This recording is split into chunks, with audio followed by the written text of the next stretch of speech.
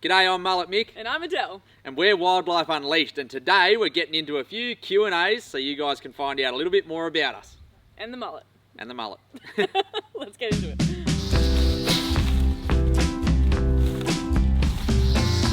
Professional racer. Oh yeah.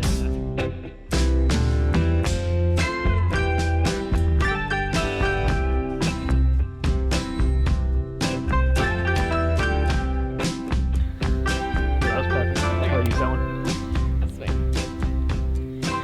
Okay. What have we got?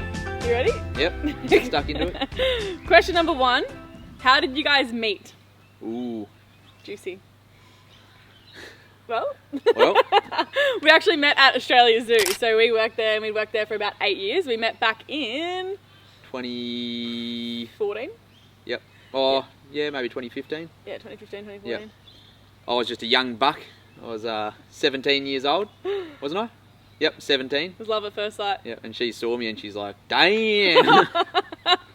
No, he saw me and was like, damn girl. Yeah, and then we were mates for about 2 years and then we decided to start dating. And now we're married. What is the hardest animal to look after? Ooh. Well, definitely the birds take the most time because they're very smart. They need a lot of cleaning. They need to be fed every single day. The reptiles, I don't know. I would say the reptiles are still hard. Yeah. They're both, birds and reptiles are hard in the sense that they don't let you know when they're crook. Yeah, true. Like a lot of wild animals, but these guys are really good at hiding when they're sick. They act like they're completely fine and then next minute they're critically sick, or you'll just find one dead, which luckily we don't have happen very often, but they are hard work in that sense. But birds are definitely higher maintenance. Sure. You know, we're making bird food for them every day, especially me, chopping up the bird food every morning. Fucking jokester over here. Putting the bird bowls out, and then in the afternoon we have to go collect the bird bowls and wash them up. Sure.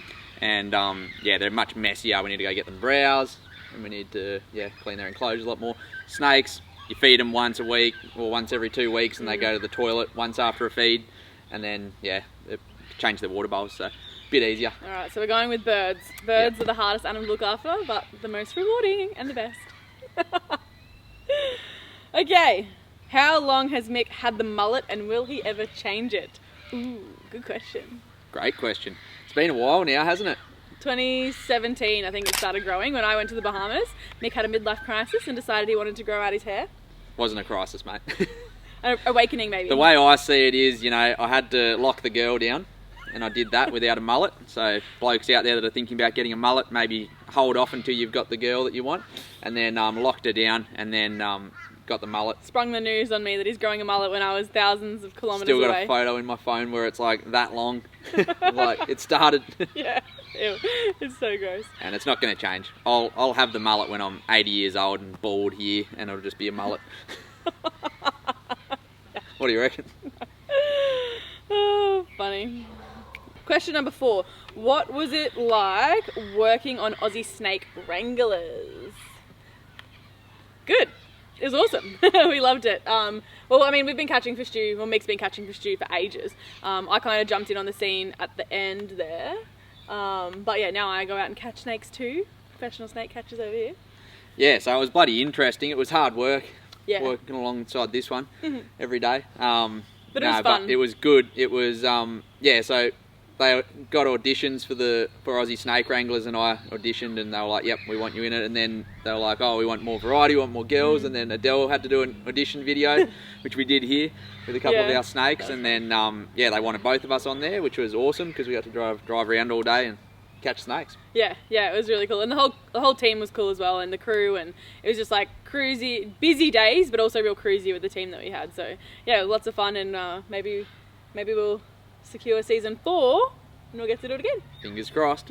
Do you guys do events? Do we do events? Mate, have you not been following us? If not, follow Wildlife Unleashed. We are on Instagram, Facebook, website.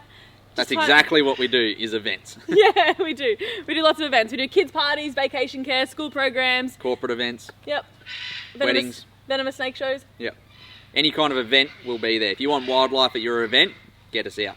Yeah, that's all we do, guys. We basically bring wildlife to you guys, so you don't have to worry about going to a zoo. So yeah, hit us up, send us an email, and we'll come to you. Do you have a best Aussie Zoo moment?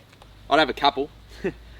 Definitely a highlight of working at Australia Zoo was the first time I got. Yeah, that'd be the highlight. Feeding my first like saltwater crocodile in a show was Scrapper, and I was 19 years old, and I got to do my first saltwater crocodile demonstration, and I jumped in with Scrapper, a 12-foot crocodile who's an absolute handful, and he struck out and tried to kill me.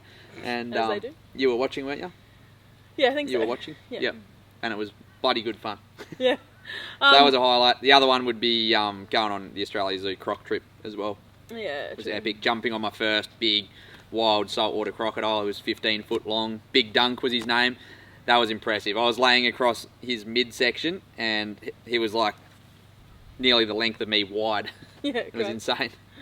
Yeah, far out. My best Australia Zoo moment would have to be when we got asked to do a proposal in the Crocoseum. So a nice young couple came into the Crocoseum and the guys at Aussie Zoo had actually arranged for them to do a mock proposal. So she didn't know anything about it. The fiancé obviously did. So he and I knew about it, and I actually got to go in the middle of the Crocoseum and fly the bird to them with a little note that said, "Will you marry me?" And as she was reading the note, he dropped down to one knee. It was just like crazy. Like the atmosphere in the middle of the Crocoseum when all that was going on was just insane. Like I was just like, yeah, shocked for a little bit.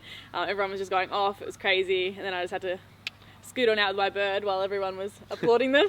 But yeah, that was definitely a highlight. But yeah, working with a large collection of birds was also really cool. Yeah.